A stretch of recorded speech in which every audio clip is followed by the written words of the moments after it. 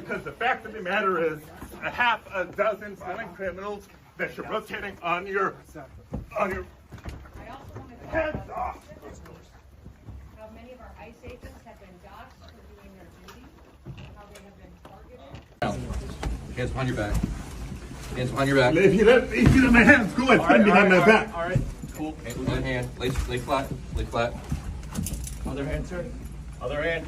Señores, lo que hoy voy a mostrarles podría ser el momento más perturbador en lo que es este asalto sistemático de Donald Trump contra las protestas en Los Ángeles. Al parecer, Trump ha cruzado otra línea, una línea que él mismo amenazó con cruzar y que realmente muchos vimos venir. Y es que fue captado en video ordenando el arresto del senador de California, Alex Padilla. La razón de todo esto, por hablar, por denunciar las mentiras de Christine sobre lo que está ocurriendo en Los Ángeles. Señores, es una escena muy repugnante. Literalmente vimos como matones de Trump casi lo tiraron al suelo para callarlo. Vamos a hablar de todo esto, así que los invito, amigos, a que se queden hasta el final de este video porque veremos información bastante delicada, pero que es necesario entenderla. Bueno, amigos, antes de irnos a ver el video exacto del arresto, quiero que empecemos desde el inicio, ¿no?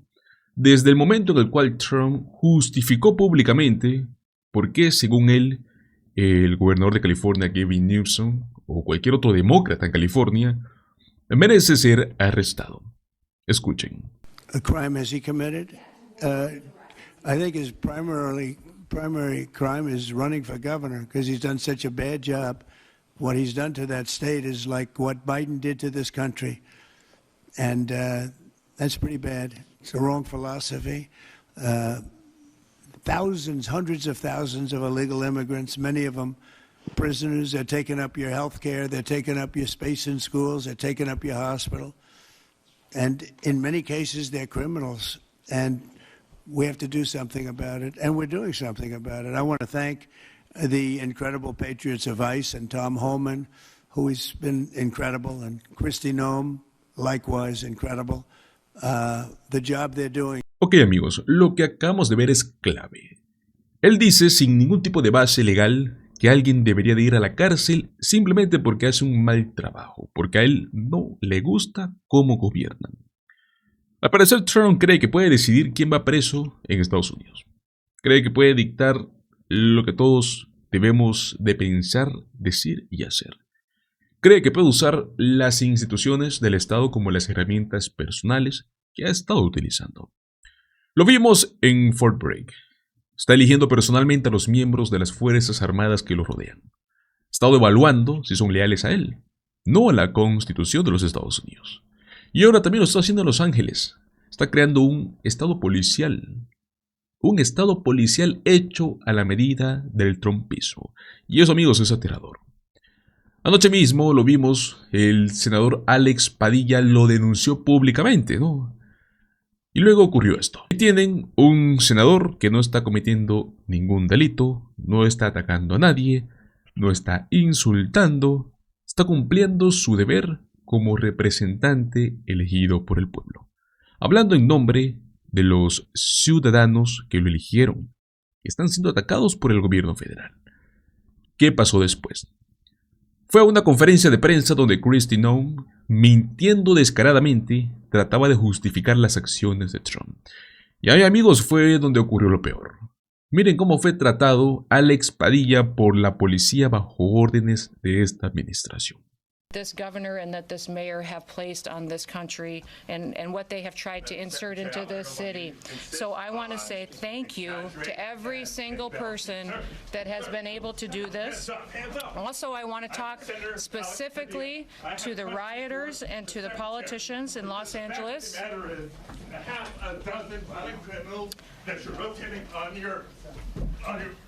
I also want to talk about specifically how many of our ICE agents... I'm Senator Alex Padilla.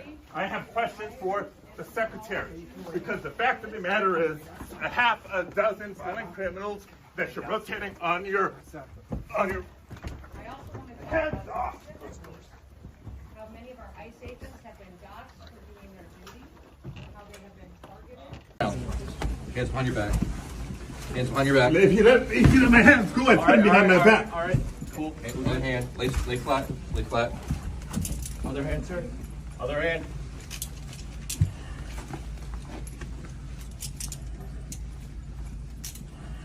There's no recording allowed out here.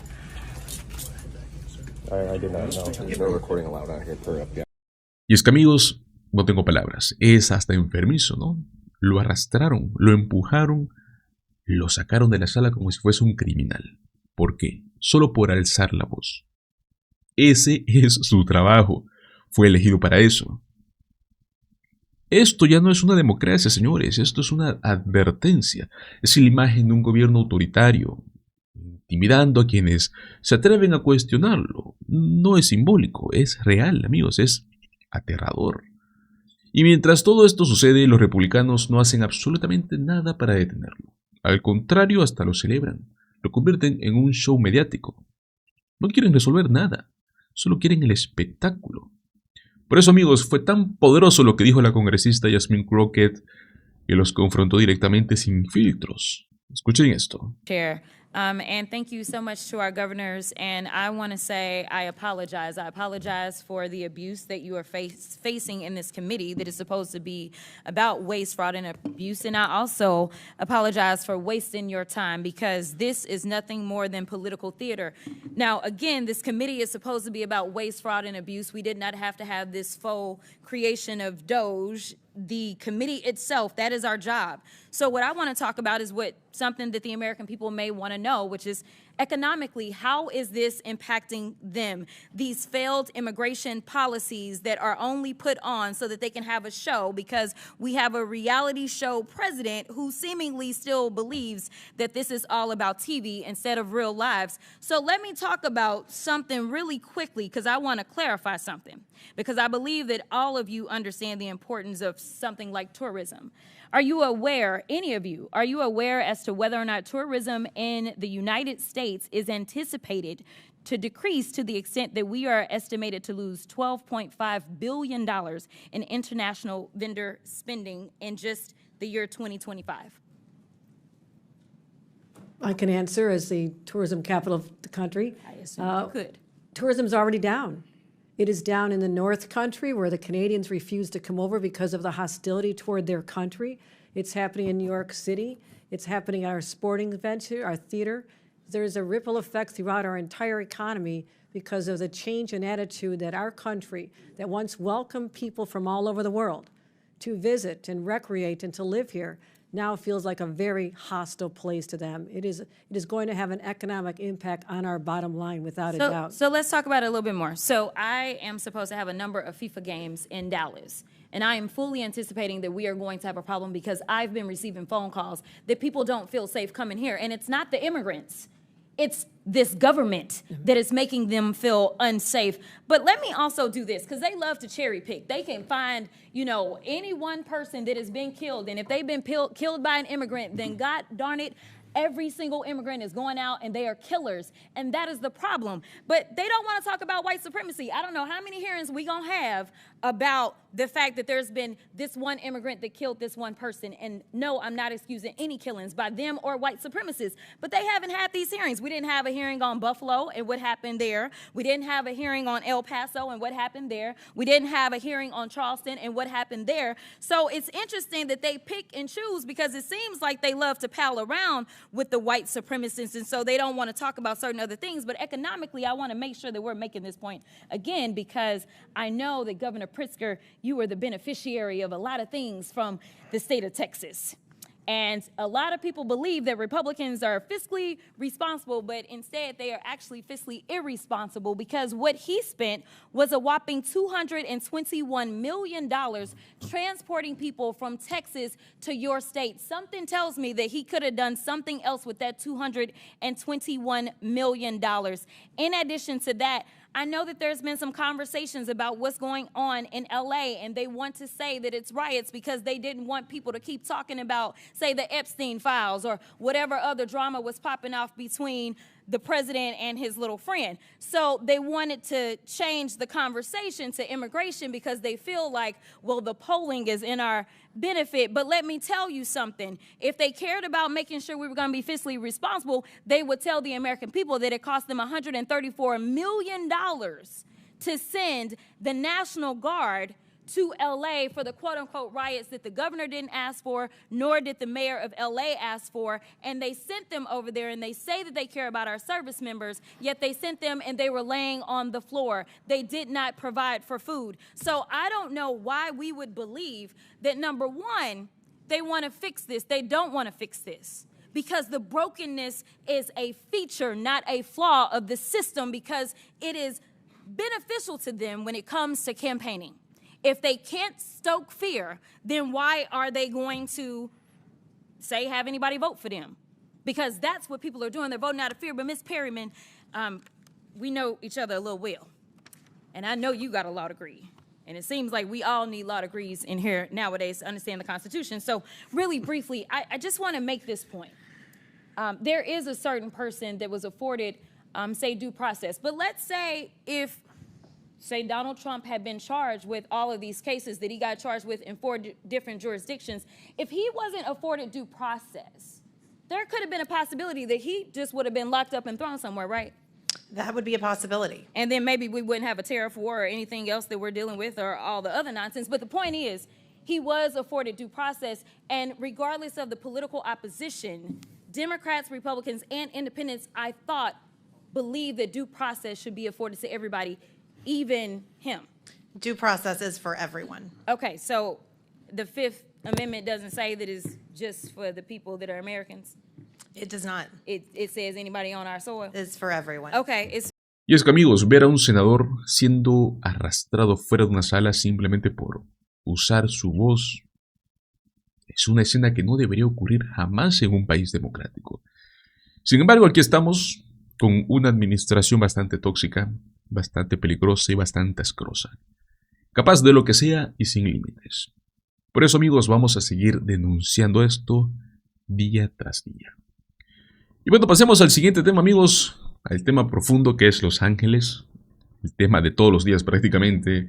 Y es que algo bastante interesante sucedió, ya que el ex jefe de personal de los agentes ICE salió a criticar el despliegue de tropas ante estas protestas en Los Ángeles. Y es que solo basta con imaginarse, ¿no?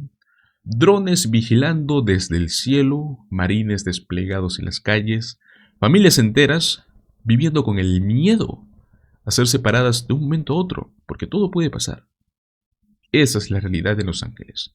Lo que realmente preocupa, señores, y yo creo que es algo que debería preocuparles a todos, es cómo estas acciones están siendo llevadas a cabo, cómo son ejecutadas. ¿Quién está detrás de todo ello? ¿Qué implicaciones tienen esto para los derechos civiles, entre la seguridad nacional y hasta la moralidad como sociedad? Para poder entender de qué estamos hablando, voy a mostrarles esta entrevista, este reporte, donde el ex jefe del personal ICE ha salido a pronunciarse. Escuchemos. NBC's David Noriega joins us live in Los Angeles. Also with us, NBC News senior Homeland Security correspondent Julia Ainsley and Jason Hauser, former chief of staff for Immigration and Customs Enforcement. David, how have these demonstrations now evolved in the past 24 hours? Bring us up to speed. Well, Anna, the number of protesters has remained in the hundreds over the last couple of days. That is significantly lower than the number when the protests started on Friday and into the weekend. And I would say the sort of atmosphere or tenor of the protest has also evolved away from the kinds of, violence and direct confrontations with the police that we saw in the beginning of the mobilizations. Yesterday, for example, I noticed immediately as soon as people started gathering in the afternoon and into the evening that there was a pretty sort of joyous, celebratory atmosphere to these gatherings. Across the street at the federal building behind me, there were groups of people dancing, playing music. When federal agents and troops would need to bring in police vehicles into the parking lot, which in the past have been kind of flashpoints of confrontation, there were no issues. People voluntarily moved out of the way. However, that has not changed the scale and intensity of the response to these mobilizations by local and state law enforcement, which is still deploying massive numbers of officers, some on horseback, and not allowing these groups of people to congregate congregate for very long at all, especially not on public roadways. But again, I want to stress, I've seen no violence, no property destruction, no vandalism from protesters in the last couple of days. The atmosphere of the protests is definitely shifting, but local law enforcement is not in any way lessening or backing away on its crackdown. Anna. Julia, social media posts from the Department of Homeland Security appear to show that officials are using unarmed predator drones to surveil these demonstrations in Los Angeles. What are we learning? That's right. We heard reports of this, and then DHS confirmed it on their own social media by showing these images, clearly being able to scan the crowd. DHS has had these drones for a while. Most of the time, they're used at the border. They can stop narcotics. It's a great way for them to see as mass amounts of people might have come, say, through a caravan. If there are places along the border where people are coming through, they might be able to come in there. We also heard from Jacob Soboroff, who was just outside of LA yesterday, that he saw a CBP Black Hawk in that area. That is all part of CBP's Air and Marine mission. That's usually used to rescue people who have basically succumbed to the elements as they try to cross the border. So they're using tools that are in DHS and CBP's disposal. They've been used for surveillance before. They've been used for rescue missions before, but they're using it in a completely different way now that they're in the interior of the United States surveilling protests. So this is something DHS is not shying away from. They're showing the sophistication of the surveillance equipment, but of course, that does fan the flames and can anger some protesters when they're worried about their civil liberties, Anna. And Jason, we've also reported that Marines deployed to Los Angeles could be used to provide security and transportation for ICE personnel as they continue to make arrests of immigrants. I just wonder, have National Guard or active duty troops ever accompanied ICE operations before, to your knowledge? No, they haven't. This is unprecedented, and sort of the administration has made it clear that they want to walk the military up to the line of sort of going from, the National Guard have been focused on the rioters and the protesters, but when they finally jump that line and you begin to see National Guard and Marines carrying out domestic immigration enforcement, that's a very scary line, both for law enforcement and also those migrants that were here legally, were here, had status, and are now being targeted for arrest. And Marines are trained and are a very lethal tool in national security. We need our Marines, and they keep us safe every day from global threats. But to having Marines or National Guard sort of begin doing, knocks and bangs on doors, going in to get families, children, vulnerable populations, it's not within their mission set or their training. And just to build on what Julia said, is again, like with the drones and the Black Hawks, those drones and Black Hawks aren't on station now at the border defending us from human smuggling and human trafficking and drug smuggling. So the border we don't have those resources there. Additionally, we do not have our ERO officers within ICE or federal law enforcement or National Guard or Marines focused on national security and public safety threats. That's how far we have come as the administration continues to seek arrest quotas of non-criminal migrants that were vetted and screened, had status, and they're turning our national security apparatus away from the public safety threats and our global threats into domestic immigration enforcement. Julia, in your reporting over the concerns about rules of engagement for these military members, you reference a moment during the 1992 riots after the police beating of Rodney King. Marines were called in then, and there was this incident where they apparently accompanied law enforcement to a domestic disturbance. What happened? From a book by the person who was the head of the National Guard that was called into Los Angeles in 1992 during the Rodney King riots. And it really lays out a playbook for what could happen here with the Marines' involvement in National Guard involvement in LA, where he talks about a time where they were going in and the National Guard said, I need cover. That can mean something really different depending on your training. And for the person who gave the message, they meant have your guns pointed. They were coming into a domestic disturbance in the aftermath or in the wake of these riots, and have your guns pointed in case there's fire, in case you need to defend me. But the Marine misinterpreted that and opened fire, and people died as a result. And so this all comes down to how clear the rules of engagement need to be. And as my colleague Courtney Kuby has reported, she has heard that the Marines have rules of engagement on laminated cards in their pockets, very different from getting weeks-long training on how they should be interacting. We understand their purpose is to provide security and logistics around ICE operations, not to be going down and making the arrest themselves. But of course, if you're providing backup like they did in 1992, things can go awry if you don't have a very clear line on what simple commands like please cover me mean. Yeah, that's a real striking example of what could go wrong. David, there are drones now. We have Marines. There's lots of national attention on this issue. What kind of ripple effect is all this having on the immigrant community there in Los Angeles, especially for those who are undocumented and living in the shadows? Well, undocumented people themselves are terrified. They're afraid to leave their homes. They're afraid to go to work. They're afraid to take their kids to school, to go to their kids' graduations. Undocumented people's loved ones are either terrified or feeling very emboldened to come out, for example, onto the streets and protest. And it's not just about the fact that federal agents are coming and arresting people in LA. It's about the way that they're doing it. These operations appear. Well, the way that they're being carried out is really shocking communities. It's shocking people. You have tactical units showing up with masks, with long guns in unmarked vehicles, moving very aggressively, going to places where people work in the open air so that they don't have to show warrants, like places like Home Depot parking lots and car washes and agricultural fields. I spoke to an organizer who runs a worker center for car wash workers. Car washes are a good example of the kinds of businesses that federal agents have been targeting, particularly over the weekend. And she told me that, again, that the way the tactics these agents are using is a big part of what is striking fear in these communities. Take a listen to a part of what she told me. They're not identifying themselves. The cars are not identified. They're not responding to questions of the workers, of the community, of the customers who are saying, who are you and where are you taking and what are you doing here? I'm at a loss for words to understand, like, how do we tell somebody we don't know where their loved ones are when there's supposed to be procedures in place and systems in place to allow you to know that? That last point that you heard her make there, Anna, is an important one that I fear sometimes is getting lost in the kind of chaos here, is the fact that of the hundreds of people who have been detained, at least here in Southern California over the last week or so, very, very few of them, a very small percentage of them, have actually been able to get in contact with their family members or their lawyers. That is extremely difficult for families who can't locate their loved ones, they don't know where they are. Frio, for example, that organizer you just heard from, told me that of the 26 people who were arrested in car washes over the weekend, they've only been able to locate 4 of them, 2 of whom were already deported to Mexico just a matter of days after they were deported. So that is part of what is really contributing to this atmosphere, not only of fear, but also of anger that is fueling people to come out onto the streets. And Jason, yesterday I spoke to the head of the Immigrant Defenders Law Center, and I want to play some of what she told me about what she called. Bueno amigos, lo primero que me llamó la atención sobre todo lo que dijo fue este tema del uso de drones Predator, ¿no? Que normalmente son destinados para vigilancia fronteriza.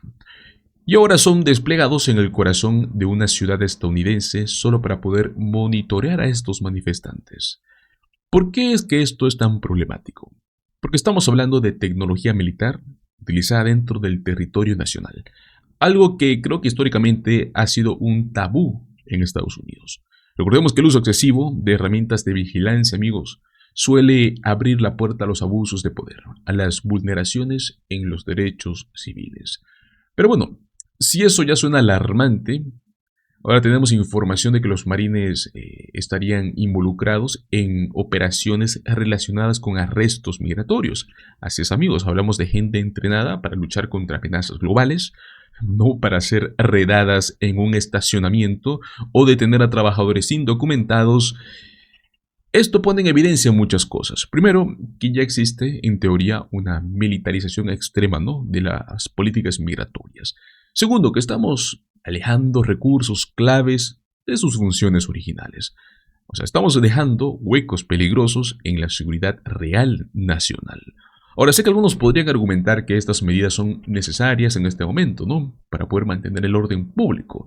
O bueno, proteger las fronteras. Pero amigos, este tipo de tácticas no solo son desproporcionadas, sino que también generan un efecto devastador en comunidades enteras. Testimonios escalofriantes, ¿no?, como el que vimos de una familia encerrada durante días en un edificio sin el acceso a medicamentos adecuados ni condiciones dignas. Yo creo que eso no es justicia, amigos, eso es una crueldad. Aquí viene un punto también que es muy importante y son las declaraciones de Trump al respecto, porque al parecer sabemos que estas redadas forman parte de una agenda, ¿no?, mucho más amplia, ¿no?, impulsada por esta administración. Y él ha utilizado constantemente esta retórica divisiva para poder criminalizar en general a los inmigrantes. Los presenta como una amenaza existencial para el país. Pero la verdad, señores, es que la inmensa mayoría, al menos de los que vienen a buscar, ¿no?, una oportunidad mejor para ellos y sus familias, es el objetivo número uno. Convertirlos en chivos expiatorios no solo es injusto, sino que hasta mina los valores fundamentales de una nación histórica. Pero bueno, señores, ¿qué piensan ustedes? ¿Qué tipo de futuro quieren para el país?